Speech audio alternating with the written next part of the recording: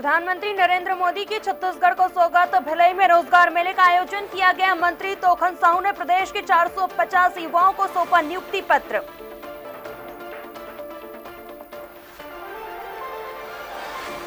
Investors connect meet में शामिल हुए मुख्यमंत्री विष्णुदेव साय। उद्योगपति और निवेशकों से करेंगे सीधा संवाद।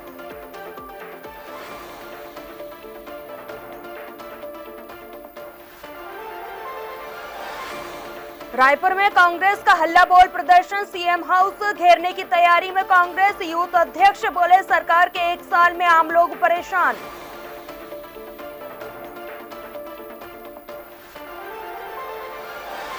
उप मुख्यमंत्री अरुण साव का बयान। कांग्रेस पार्टी को मुद्दाविहीन बताया। बोले सरकार की ओर से 1 साल के किए गए काम से विपक्ष खुश नहीं।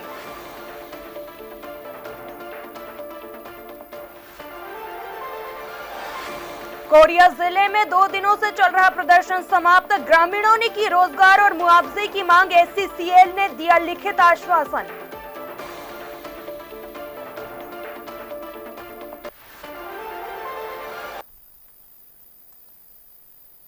नमस्कार, बहुत स्वागत है आपका डीएनए न्यूज में और मैं हूं आपके साथ नवजीत कौर। चलिए अब रुक करेंगे छत्तीसगढ़ के बुलेटिन की ओर। खबर रायपुर से है, जहां स्वास्थ्य मंत्री श्याम बिहारी जायसवाल ने मीडिया से चर्चा करते हुए कांग्रेस पर तीखा हमला किया है। इस दौरान कांग्रेस के मुख्यमंत्री निवास घेराव के सवाल पर मंत्री श्याम बिहारी जायसवाल ने कहा है कि कांग्रेस के पूर्व मुख्यमंत्री भूपेश बघेल के घर को घेरे, जिन्होंने इतने सालों में भ्रष्टाचार किया है। और क्या कुछ कहा है मंत्री श्याम बिहारी जायसवाल ने, आप भी सुनिए। देखिए, कांग्रेस में तो केवल पद और कुर्सी की लड़ाई होती है। इनके यहाँ न तो कोई संविधान है, न तो कोई इनके ऐसे नेताओं में किसी प्रकार की त्याग की भावना दिखता है, अपितु केवल और केवल कुर्सी के लिए आपस में लड़ते हैं। और अभी ये निश्चित रूप से चुनाव सामने में है, तो दावेदारी भी कर रहे होंगे और आपस में इनकी खींचातानी अभी से ही प्रारंभ हो गया। देखिए, मैंने पहले भी कहा था कि ये खरगोश की चाल में जो है चलकर जो है मंजिल पाना चाहते हैं, और हम कछुए की चाल में निरंतर चरैवेती सतत रूप से चलते हैं। और हमारे सारे संगठनात्मक जो निर्धारित कार्यक्रम हैं वो सुचारू रूप से हो रहे हैं। हमारे बूथों के अध्यक्ष का चुनाव हो गया, मंडल के अध्यक्ष का चुनाव हो गया। 1-2 दिन 3 दिन के अंदर अभी जिला अध्यक्षों का भी चुनाव हो जाएगा, और आने वाले समय में सप्ताह 10 दिन के अंदर प्रदेश अध्यक्ष का भी चुनाव हो जाएगा। कांग्रेस के पास कोई मुद्दा नहीं है, पर इतना मैं बताना चाहूंगा कि कानून से बढ़कर कोई नहीं है। जो भी राज्य के जनता के खून पसीने के कमाई को डाका डालने का काम किया होगा उसको भुगतना पड़ेगा। सीबीआई जांच होगी और उससे भी आवश्यक होगा तो और कठोर जांच होगी। छत्तीसगढ़ के उप मुख्यमंत्री अरुण साव का बयान सामने आया है, जिसमें उन्होंने भाजपा संगठन चुनाव की बैठक पर कहा संगठन चुनाव की प्रक्रिया पर बातचीत होगी। वहीं यूथ कांग्रेस के सीएम हाउस घेराव पर कहा कांग्रेस पार्टी मुद्दाविहीन है। वहीं आरोप भी लगाया, जहां एक और जनता सरकार के काम से खुश है और दूसरी ओर विपक्ष जो है आरोप लगाने का काम कर रहा है। कांग्रेस के बयान पर डिप्टी सीएम ने पलटवार करते हुए कहा कि कांग्रेस के लोगों के पास कोई काम नहीं है। भाजपा क्या कर रही है, कहां बैठक हो रही है, इसकी चिंता उन्हें है। कांग्रेस पार्टी अपनी चिंता करे, इससे उसका लाभ होगा। काम होते हैं। देखिए, मैंने जैसे आपसे कहा कि सरकार नियम प्रक्रिया पे चलती है। नगरीय निकाय चुनाव के लिए, पंचायत चुनाव के लिए सरकार की ओर से प्रक्रिया अंतिम चरण पे है। और मुझे लगता है कि अब, जैसे मैंने पहले ही बताया आपको कि बहुत पहले से हमने चुनाव की तैयारियां प्रारंभ कर दी थी सरकार के स्तर पर। राज्य पिछड़ा वर्ग कल्याण आयोग बनाया, मतदाता सूची का पुनरीक्षण का काम चल रहा है। अंतिम प्रकाशन जैसे ही चुनाव आयोग तिथि निर्धारित करेगा, अंतिम प्रकाशन भी हो जाएगा। नगरीय निकाय में वार्डों के आरक्षण की भी प्रक्रिया हमने पूरी कर ली है। महापौर और अध्यक्ष के आरक्षण के लिए शीघ्र ही तिथि निर्धारित होगी, वो भी हो जाएगा। पंचायत के भी इसी तरह से प्रक्रिया चल रही है। तो सरकार पूरी तरह से प्रतिबद्ध है चुनाव के लिए। और अब चुनाव आयोग सुटेबल डेट निर्धारित करेगी और उस पर चुनाव होगा। सर, पीएम कोविंद गए थे, सर्वोच्च नागरिक पुरस्कार से सम्मानित किया गया है उनको। ये देश के लिए गौरव की बात है। सर्वोच्च सम्मान ये देश के 130 करोड़ जनता का सम्मान है जो नरेंद्र मोदी जी को मिला है। और पिछले 10 सालों में विश्व स्तर पर नरेंद्र मोदी जी की जो भूमिका बनी है, भारत की जो भूमिका बनी है, हर एक भारतीय के लिए ये गौरव का विषय है। प्रधानमंत्री माननीय नरेंद्र मोदी जी को और देश के 130 करोड़ जनता को इस सर्वोच्च सम्मान के लिए बहुत बधाई, बहुत शुभकामनाएं। सरगुजा जिले के उदयपुर मुख्यालय अंतर्गत सहकारी समिति बैंक मर्यादित NH 130 पर होने के कारण बैंक की भारी भीड़ सुबह 10 बजे से लेकर शाम 6 बजे तक सड़क पर रहती है, जिससे हमेशा खतरा बना रहता है। उदयपुर नगर में गुजरात सड़क बिलासपुर अंबिकापुर मुख्य मार्ग होने के कारण सड़क पर 24 घंटे छोटे से लेकर बड़ी गाड़ियां चलती रहती हैं। बता दें, सहकारी समिति सोसाइटी बैंक रेस्ट हाउस के सामने बैंक में आए हुए हितग्राही और किसान भाइयों को 2 पहिया और 4 पहिया वाहन सड़क पर खड़े रहते हैं, क्योंकि पार्किंग की सुविधा नहीं है, जिससे आने जाने वाले लोगों को परेशानी का सामना करना पड़ता है। अब देखने वाली बात यह होगी कि प्रशासन इस ओर कब तक ध्यान देता है जिससे दुर्घटना ना हो सके।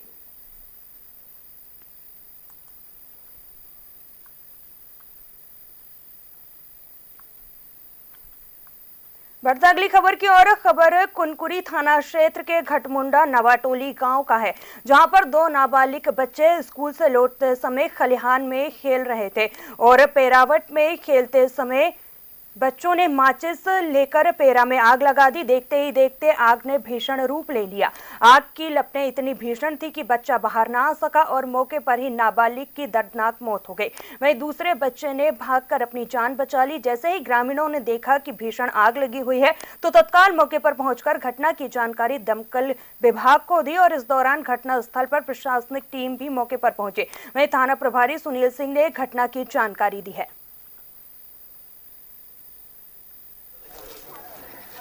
एक महिला बताई कि आग लगी, तो हम लोग उठाने में चले गए। दो से चालू किए पानी, फिर बोल रहे कि बच्चे लोग अंदर ही हैं। बोल इतना तक आग फैल गया, बचाने में कम से कम आधा घंटा लग गया। देखो खलिहान के अंदर थे, खलिहान में पुआल के अंदर ही था बच्चे लोग। हाँ, कि प्रबोध एक्का है, उनके खलिहान में रखे हुए पैरा में अचानक 2 बच्चे खेल रहे थे। उस समय आग लग गई थी दोपहर में 2 बजे के लगभग। और एक बच्चा जो है प्रबोध का लड़का 7 वर्ष का, वो आग में झुलस गया था, जल गया था। उसको तत्काल मौके से उठा करके मिशन अस्पताल कुनकुरी लाया गया था। यहाँ पे डॉक्टरों के द्वारा मृत होना बताया गया है बच्चे को। आगजनी की सूचना पर फायर ब्रिगेड की टीम और ASI साहू साहब के साथ स्टाफ, पुलिस स्टाफ की टीम तत्काल मौके पर भेज दिया गया है। नारायणपुर जिले के धोड़ाई थाना खरीदी धान केंद्र पर 600 क्विंटल धान गबन किए जाने की शिकायत के बाद जिला कलेक्टर की टीम गठित कर जांच के निर्देश दिए। जांच टीम ने खरीदी केंद्र से 600 क्विंटल धान गबन किए जाना पाया है, जिसके बाद जिला कलेक्टर ने धान संचालक नारायण नाग के खिलाफ FIR करने के साथ ही 600 क्विंटल धान की रकम आरोपी से वसूल करने के आदेश भी जारी कर दिए थे। बता दें कि विभाग की ओर से कार्रवाई करते हुए आरोपी नारायण नाग से 600 क्विंटल धान की रकम 19 लाख रुपए वसूल करने के साथ ही धान खरीदी केंद्र संचालक के खिलाफ FIR दर्ज की गई है।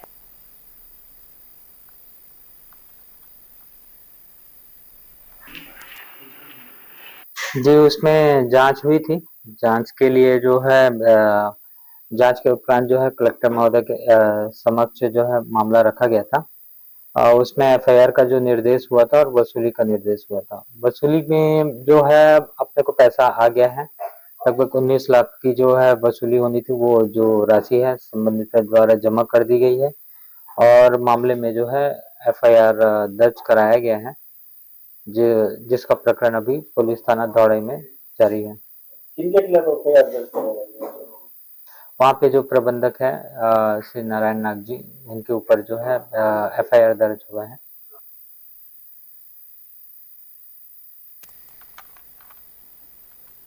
चलिए बढ़ते अगली खबर की ओर, जहां एक और मरवाही का जंगल अपने आप में बृहद जैव विविधता और हरियाली के कारण जाना जाता है, तो वहीं दूसरी ओर उस हरियाली को एक बड़े खतरे से गुजरना पड़ रहा है। बृहद घनत्व वाला मरवाही का जंगल अब खाली होता हुआ नजर आ रहा है। अलग अलग प्रजातियों के पेड़ों को अवैध तरीके से काटा जा रहा है और इस पर विभाग की कार्रवाई शून्य नजर आ रही है। वहीं आपको बता दें कि खेडारी रेंज के नेवरी गांव में सागौन प्लांट में अंधाधुंध कटाई नजर आ रही है। पेड़ों की ऐसी अंधाधुंध कटाई और जिम्मेदार पद पर बैठे अधिकारियों का गैर जिम्मेदाराना रवैया अवैध कटाई को और बढ़ावा देता है। वहीं मामले में क्षेत्र के एसडीओपी का कहना है कि वे खुद मामले की जांच करेंगे और इस तरह की कटाई पेड़ों की ना हो इस पर चर्चा भी करेंगे।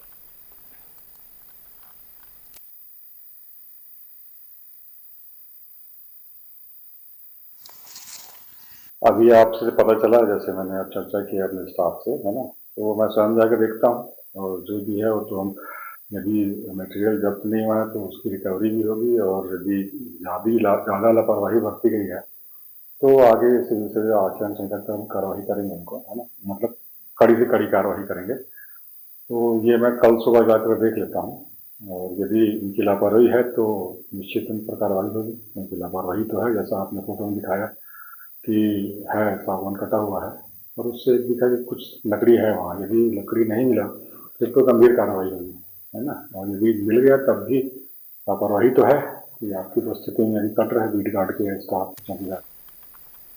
कोरिया जिले के ग्राम पंचायत खोड़ सोरगा टेमरी के 116 किसानों ने एससीसीएल द्वारा अधिग्रहण की गई जमीन के बदले रोजगार और मुआवजे की मांग को लेकर सड़क पर धरना प्रदर्शन कर चक्का जाम किया। मौके पर पहुंचे बैकुंठपुर विधायक भैयालाल राजवाड़े, प्रशासन और एससीसीएल के अधिकारी की मौजूदगी में 2 दिनों से चल रहा धरना प्रदर्शन आखिरकार समाप्त किया गया है। बता दें, एससीसीएल ने लिखित आश्वासन दिया है जिसमें 1 सप्ताह के अंदर सभी किसानों और जिला प्रशासन की मौजूदगी में कैंप लगाकर समस्याओं का निराकरण किया जाएगा।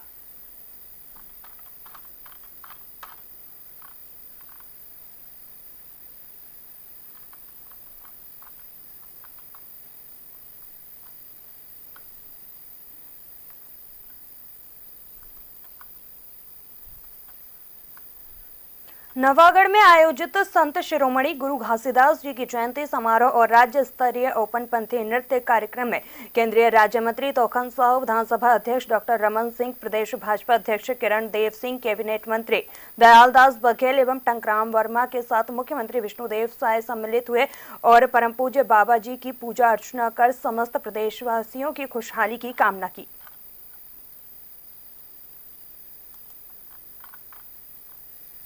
आज 21 क्विंटल प्रति एकड़ धान खरीदे हन, 3100 रुपया प्रति क्विंटल के कीमत दे हन धान के, और 145 लाख मीट्रिक टन धान पिछले साल खरीदे रहे हैं, और इस साल और ज्यादा संभावना है। इस साल 160 लाख मीट्रिक टन धान के हमके पूरा उम्मीद है, और वाला एक एक दाना धान इस सरकार खरीदी, और 3100 रुपया के हिसाब से जो अंतर के राशि होते वाला भी पिछले साल भी हमन 24,72,000 किसान के अंतर के राशि 13,320 करोड़ रुपया एक साथ दे के काम करे रहे। इस साल भी ये काम ला सरकार करने वाला है। 2 साल के बकाया बोनस 13 लाख किसान के बाँचे रही 3716 करोड़ रुपया ओला भी देह के काम ये सरकार 25 दिसंबर 2023 के सरकार बने के 10-12 दिन के बाद ही हमारे छत्तीसगढ़ के निर्माता भारत रत्न श्रद्धेय अटल बिहारी वाजपेयी जी के जो जन्मदिन होते 25 दिसंबर जोन ला हमन सुशासन दिवस के रूप में मनाथन, वो दिन देह के काम करे रहे।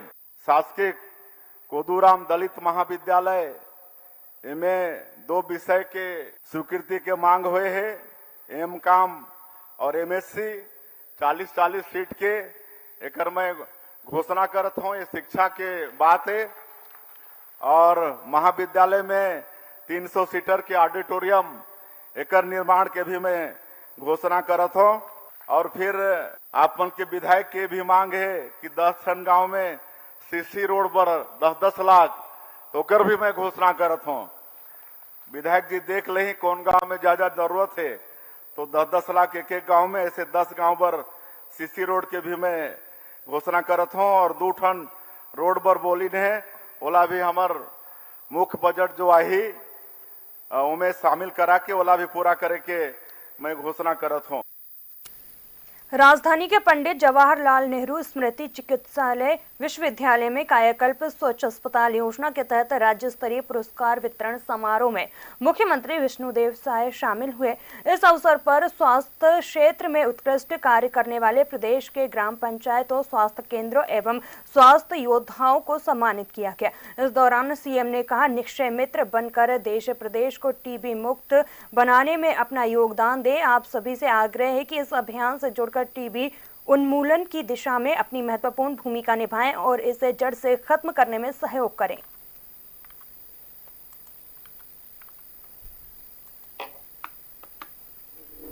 और प्रदेश से ये टीबी ला एक उन्मूलन करना है तो आप मन से मोर आग्रह हुई कि आप मला निक्षय मित्र बनना है।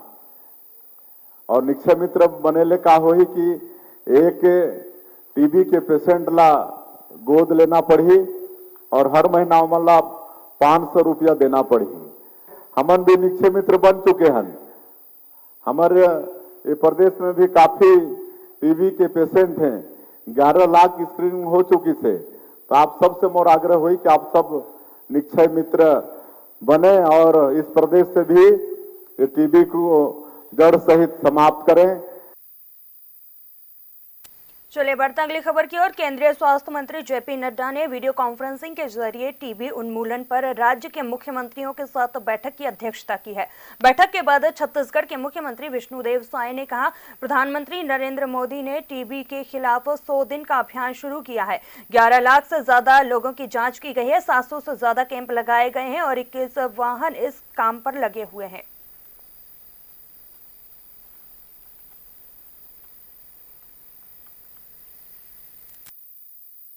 हाँ, माननीय हमारे देश के यशस्वी प्रधानमंत्री जी इस देश से टीबी को जड़ से समाप्त करना चाहते हैं और इसीलिए एक टीबी उन्मूलन अभियान का लॉन्चिंग 7 दिसंबर को किए हैं और 100 दिन तक विशेष अभियान चलेगा। और हमारे छत्तीसगढ़ में स्वास्थ्य मंत्री जी के मार्गदर्शन में बहुत अच्छा काम हो रहा है। 11 लाख से ज्यादा लोगों का स्क्रीनिंग हो चुका है और 700 से ज्यादा कैंप लगा चुके हैं और 21 वाहन इसमें काम कर रहे हैं। और हमको लगता है कि जिस तरह से हमारे स्वास्थ्य विभाग के लोग काम कर रहे हैं, प्रधानमंत्री जी का जो संकल्प है इस देश से टीबी का उन्मूलन करना, उसमें हम लोग कामयाब होंगे।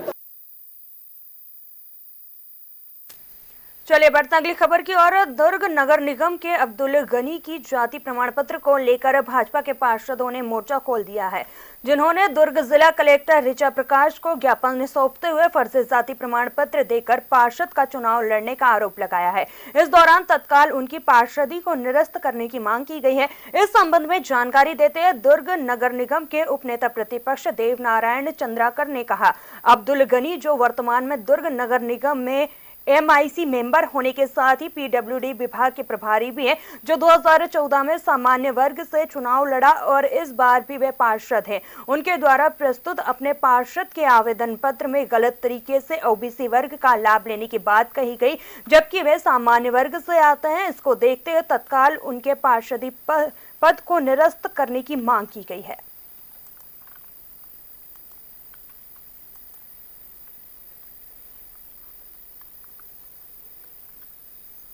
दुर्ग जिले में एक बार फिर तेज रफ्तार का कहर देखने को मिला है। पुरानी भिलाई के मोहांदी गांव में एक स्कूली बच्चे को तेज रफ्तार हाईवा रौंदता हुआ निकल गया। बता दें कि बच्चे की मौके पर ही मौत हो गई। वहीं बच्चे की मौत से गुस्साए ग्रामीणों ने चक्का जाम कर दिया। इस दौरान जिला प्रशासन के अधिकारियों समेत बड़ी संख्या में पुलिस बल भी मौजूद रहा।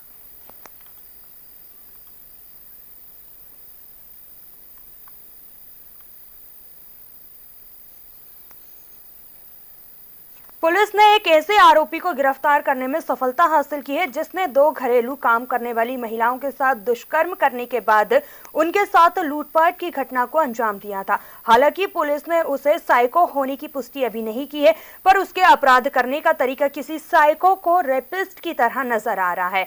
पुलिस ने महिलाओं के द्वारा रिपोर्ट दर्ज कराए जाने के बाद गोपनीयता बरतते हुए सीसीटीवी फुटेज और मोटरसाइकिल के नंबर की पतासाजी करते हुए आरोपी तक पहुंची। आरोपी उत्तर प्रदेश के बदायूं जिले का रहने वाला बताया जा रहा है। वहीं पुलिस मामले की जांच कर रही है।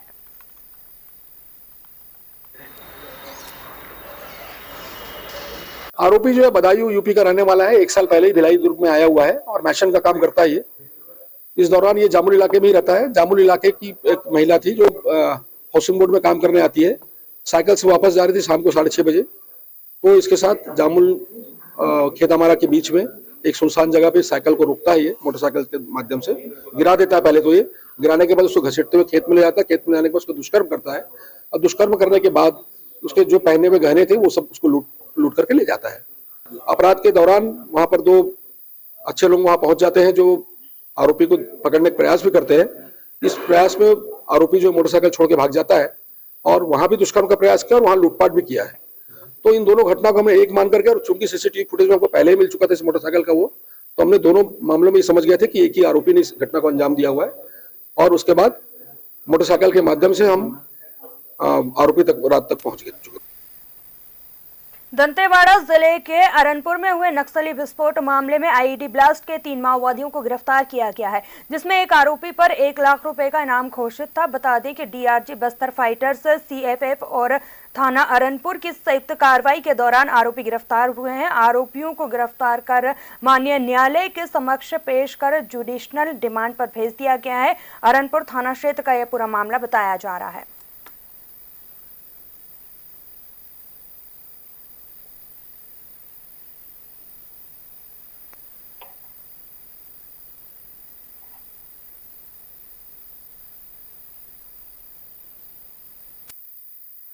ग्राम मुल्लेर जाने वाले मार्ग पर नक्सलियों द्वारा सुरक्षा बलों को नुकसान पहुंचाने की नीयत से आईडी विस्फोट किया गया।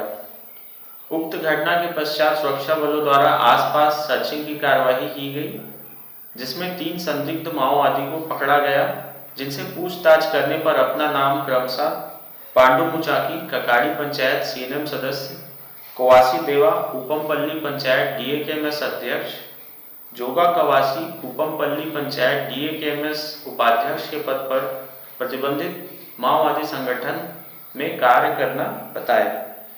उक्त तीनों माओवादियों के कब्जे से 1 नग पावर बैटरी, बम फटाका, 3 नग इलेक्ट्रिक वायर डेटोनेटर एवं 1 नग लोहे का सब्बल बरामद किया गया। उक्त तीनों माओवादियों को विधिवत गिरफ्तार कर माननीय न्यायालय के समक्ष पेश कर न्यायिक रिमांड पर लिया गया।